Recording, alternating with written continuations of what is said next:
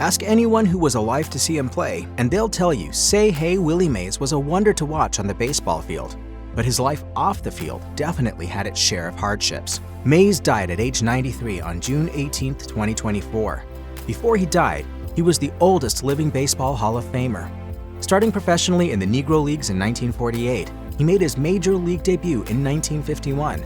For most of his 3,005 games, he played with the Giants in both New York and San Francisco.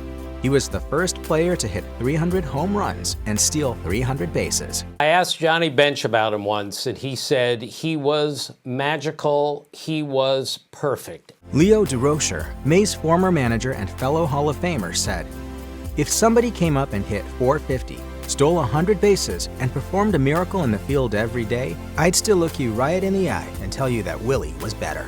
Mays achieved those things despite plenty of forces working against him.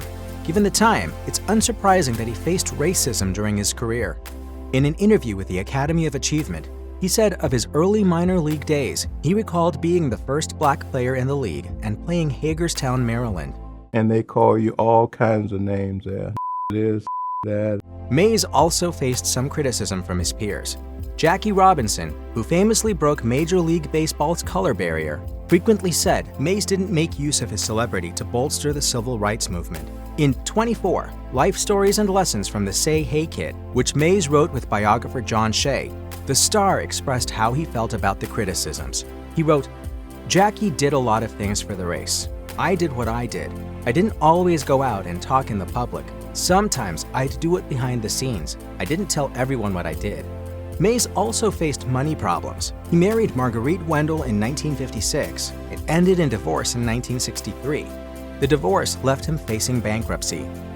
In the pre-free agent era, players had no control over the terms of their contracts and made significantly less. Mays also received fewer endorsements than his white contemporaries.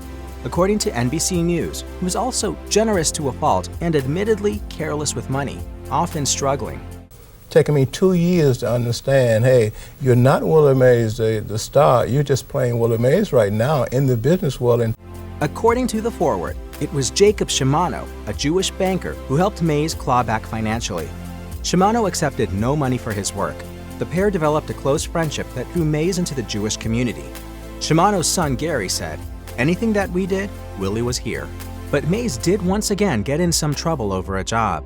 Just 3 months after Mays was inducted into the Baseball Hall of Fame in 1979, Mays was temporarily banned from baseball. He had left his position as batting instructor for the New York Mets to promote Bally's Casino in Atlantic City. MLB Commissioner Bowie Kuhn put the ban into effect, reportedly upsetting Mays considerably. Mays remained banned until 1985, when new Commissioner Peter Ueberroth reinstated him. Mays told the New York Times of his Bally's job and the ban. "I wasn't embarrassed by it. If I'd gone to jail, then come back, I would have been embarrassed to have kids see me play. But I didn't do anything wrong." Mays married his second wife, May Louise Allen, in Acapulco, Mexico in November 1971. They had been dating on and off for 10 years at the time. In 1997, she was diagnosed with Alzheimer's disease. She died in her sleep in 2013 at age 74. According to Mays' family attorney, Malcolm Heineke, Allen's death was peaceful and painless, but it deeply affected Mays. MLB.com quoted him as saying, "Willie is now grieving the loss of his beautiful wife of more than 4 decades, but he is staying strong by remembering all of the many experiences they enjoyed together."